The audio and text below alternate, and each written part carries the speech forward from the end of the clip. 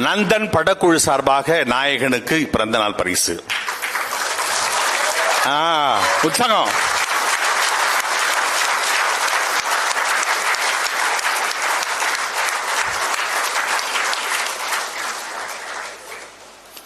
அடுத்ததாக கூழ்பானை. பொதுவா எங்க கிராமங்கள்ல கூழ்பானை அப்படின்னு சொன்னா எந்த நேரமும் சாப்பிட்டுட்டு உடல் வளர்த்து திர்ற, வயிறு பெருத்து திர்ற ஒருத்தரை தான் கூழ்பானை அப்படின்னு சொல்லுவாங்க.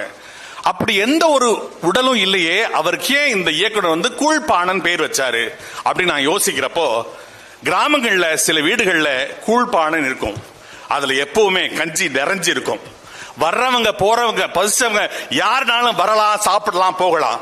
அப்படி நட்போட வந்து எனக்கு இதை பண்ணித்தான் கேட்டா அப்படி பண்ற சசிகுமார் அவர்களுக்கு இந்த பேர் வச்சா சிறப்பா இருக்குன்னு சொல்லி கூழ்பானை என்ற பேரை சசிகுமார் அவர்களுக்கு இயக்குனர் வச்சார் அப்படின்னு நான் நினைக்கிறேன். உங்க கைத்தட்டுகள் அதை உறுதிப்படுத்தட்டும். அடுத்ததாக சசிகுமார் அவர்கள்.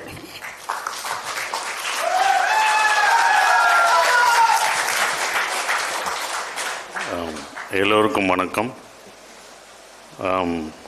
முதல் அண்ணனுக்கு, சீமான் அண்ணனுக்கு எங்கள் பாராட்டு விழா கொடுத்ததுக்கு ரொம்ப நன்றி. நானே மதுரையில் தான் இருந்தேன் பிறந்த நாள்னு. நிறைய பேர் என்னை பார்க்கணுன்னாங்க. நான் அது அவங்ககிட்டலாம் இல்லைன்னு சொன்னேன். குறிப்பாக ராஜமுருகன் சார்லாம் என்கிட்ட டேட்டு கேட்டுட்டு இருந்துட்டு இருந்தார். வரமாட்டேன்லாம் சொன்னேன். கரெக்டாக இங்கே வந்து நீங்கள் விளம்பரம் கொடுத்தீங்க, அண்ணன் பாராட்டு விழா விழானே வந்து மாட்டிக்கிட்டேன். ராஜமுருகன் ஒரு டைரக்டர் வந்திருக்காரு, தங்கா சரவணன் வந்திருக்காரு, என்னோட ப்ரொடியூசர் வந்திருக்காரு. இவங்கள தான் வந்து பார்த்தேன். ஸோ நானே வெளியே வந்து மாட்டின மாதிரி அப்படி இருந்தது. பட் ஆனால் மாட்டாதது இந்த நந்தனில் மட்டும்தான். ஏன்னா எனக்கு இதில் பாராட்டு எனக்கு ரொம்ப கிடச்சிருக்கு. அதை அனுபவித்தேன். சரவணன் கதை சொல்லும்போது நிறைய கதை கேட்டிருக்கேன். அவர் சொல்லும்போது அவர் நிறைய கமர்ஷியல்ஸ் கதையெல்லாம் வச்சுருக்காரு. அந்த மாதிரி ரவுடிசம் கதை, இந்த மாதிரி நமக்கு ஏதாவது சொல்லுவார்னு தான் நினச்சோம். இப்போ ஜூனியர் ஒன்னில் கூட அருமையான ஒரு கதை எழுதிட்டுருக்காரு. ஸோ அந்த மாதிரி கமர்ஷியல் கதை வைக்கும்போது அவர் இந்த கதையை தேர்ந்தெடுக்கிறாருன்னா அவருக்கு அந்த சமுதாய பொறுப்பு இருக்குது. ஸோ அந்த பொறுப்பில் கொஞ்சமாவது கதாநாயகனா எனக்கு இருக்கணும் அப்படின்ற ஒரு விஷயந்தான் நான் இந்த படத்தில் இந்த கேரக்டர் நடிக்கணும் அப்படின்ற ஒரு விஷயம் இருக்குது. நான் சொல்லுவேன், ஏன் கமர்ஷியல் படம் எடுக்க மாட்டேங்க, இந்த கதை நல்லா இருக்கேன், அந்த கதை நல்லா இருக்கேன்னு. ஆனால் இந்த கதையை எடுத்தே ஆகணும் அப்படின்ற ஒரு விஷயத்துக்காக தான் இந்த நந்தனை அவர் ப்ரொடியூசராக இருந்து அந்த படத்தை பண்ணியிருக்கார். இந்த படம் எப்படி போச்சு அதெல்லாம் நம்ம அப்புறம் பேசலாம். ஆனால் இந்த படம் பதிவு தான். நான் அப்போ இருந்து சொல்லிட்டு இருக்கேன், இது ஒரு பதிவாக தான் இருக்கும். மேற்கு தொடர்ச்சி மலைன்னு ஒரு படம் இருக்குது. அப்புறம் கடைசி விவசாயம் இருக்குது. எத்தனை கமர்ஷியல் படம் வந்தாலும் நான் நடித்த படங்கள் இதெல்லாம் மறந்துருக்கும். ஆனால் கடைசி விவசாயின்ற படத்தை மணிகண்டனையும் அந்த மேற்கு தொடர்ச்சி மலை டைரக்டரையும் நம்ம மறக்கவே மாட்டோம். காலமாக அந்த மாதிரி படங்கள் நிற்கும். அந்த வரிசையில் கண்டிப்பாக நந்தன் நின்றுக்கிட்டே இருந்துக்கிட்டே இருக்கும்.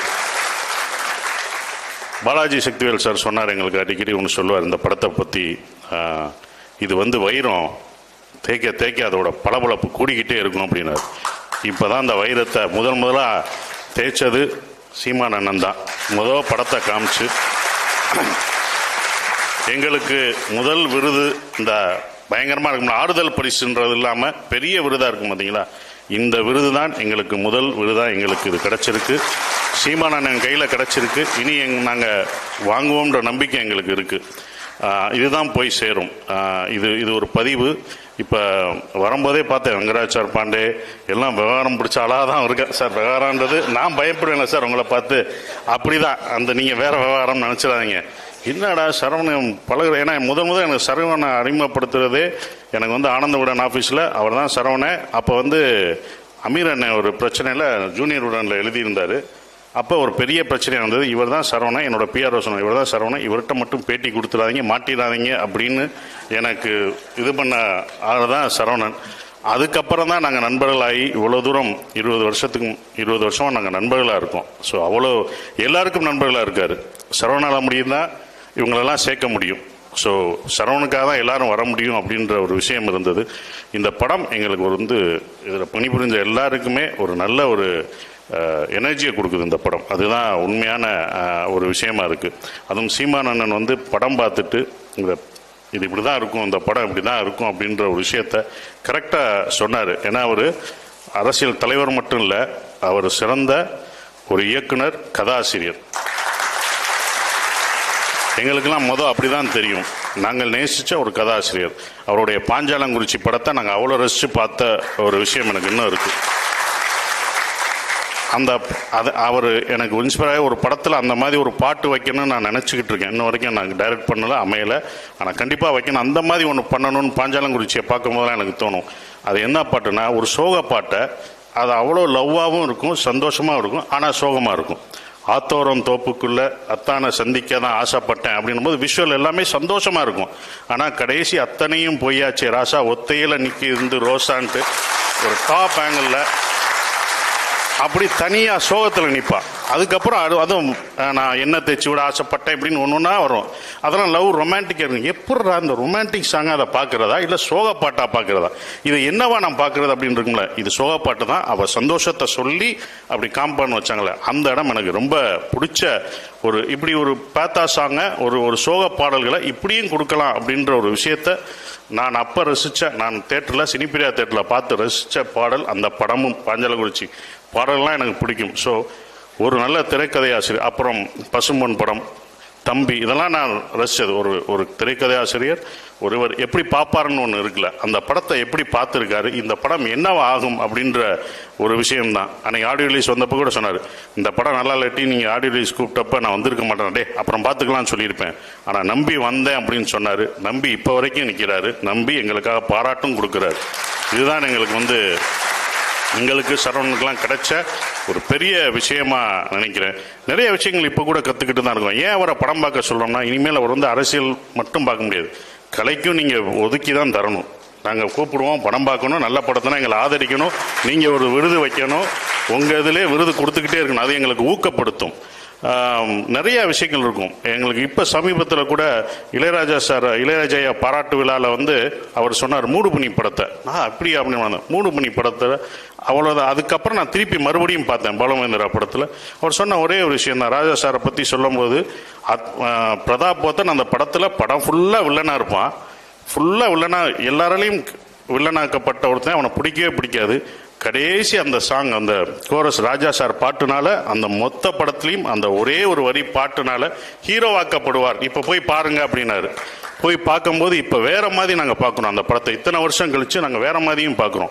ஸோ அந்த சிந்தனை எல்லாம் அவர் சொல்கிற ஒரு விஷயம் அப்படின்னும் போது எங்களுக்கு ரொம்ப சந்தோஷமாக இருக்குது. இப்படிப்பட்ட ஒரு கதாசிரியர் டீம், ஒரு இயக்கத்தை வழி நடத்துகிற ஒரு அண்ணன், எங்கள் அண்ணன் அப்படின்னு சொல்கிற பெருமையாக சொல்லிக்கலாம். அவர்கிட்ட இருந்து எங்கள் பாராட்டு. ஏன்னா சாதாரணமாக அவர் பாராட்ட மாட்டார். பிடிக்கலன்னா அவர் நிறைய படம் பார்த்துருக்காரு. பிடிக்கலன்னா ஓப்பனாக மெல்ல சொல்லிட்டு போயிடுவார். பகிரங்கமாக சொல்லாட்டியும் மெல்ல சொல்லிடுவார், வேணாம் இப்படி பண்ணிக்கோங்கன்னு. ஸோ இந்த விருது எங்களுக்கு மேன்மேலும் பல விருதுகளை கொடுக்கும். ரொம்ப சந்தோஷமாக இருக்குது. ராஜ்முருகன் சார்லாம் எங்கள் படத்தில் நீங்கள் இவ்வளோ பேசுவார் நான் நினைக்கவே இல்லை. ரொம்ப அமைதியாக இருந்தார். ரொம்ப படத்தை பற்றி தான் பேசுவோம். இன்னைக்கு பயங்கரமாக பேசுவோம். இவ்வளோலாம் பேசுவாரா? அப்போ இனிமேல் இவர்கிட்ட நம்ம ரொம்ப பேசக்கூடாதுன்னு மட்டும் தெரிஞ்சுக்கிட்டேன். ரொம்ப அற்புதமாக இருந்தது. எங்களை வாழ்த்திய ரங்கராஜ் பாண்டே சாருக்கும் ரொம்ப நன்றியை தெரிவிச்சுக்கிறேன். பாலாஜி சார் என்னை மிதிச்சாரு. ஆனால் நாங்கள் அதுக்கப்புறம் சாரின்னு கேட்பாருப்பா, மிதிச்சிட்டிங்களா அப்புறம் என்ன சாரி கேட்குறீங்க அப்படின்னு ரொம்ப அழுத்துவார். சார் ஒரே தான் அடிச்சிருங்க, மிதிச்சிருங்க, பேலன்ஸும் இருக்காது. இங்கே வைப்பார் அழுத்தி, அவருக்கு பேலன்ஸ் யாராவது பிடிங்கப்பானா நான் போட்டு குழிக்குள்ளே போகிறேன் தான். அப்படியெல்லாம் எங்களை இது பண்ணது ரொம்ப சந்தோஷம். ஞானவேல் சார் எங்களை வாழ்த்துன வந்ததுக்கு ரொம்ப நன்றி சார். நீங்கள் சரவணனை பாராட்டினீங்களோ இல்லையோ, கரெக்டாக அவர் என்னென்ன தப்புனான்னு போட்டு கொடுக்க வந்திருக்கீங்கன்னு மட்டும் தெரிஞ்சது. அது எனக்கே தெரிஞ்சு, ஒரு பாராட்டுறாரா இல்லை என்ன பண்ணுறாருன்றதை எங்களுக்கே கொஞ்சம் தெரில. ஸோ இதில் பணியாற்றிய அண்ணனும் நீங்கள் எங்களை வாழ்த்த வந்ததுக்கும் ரொம்ப நன்றியை தெரிவிச்சுக்கிறேன். ரொம்ப சந்தோஷமாக இருக்குது. நன்றி. இங்கே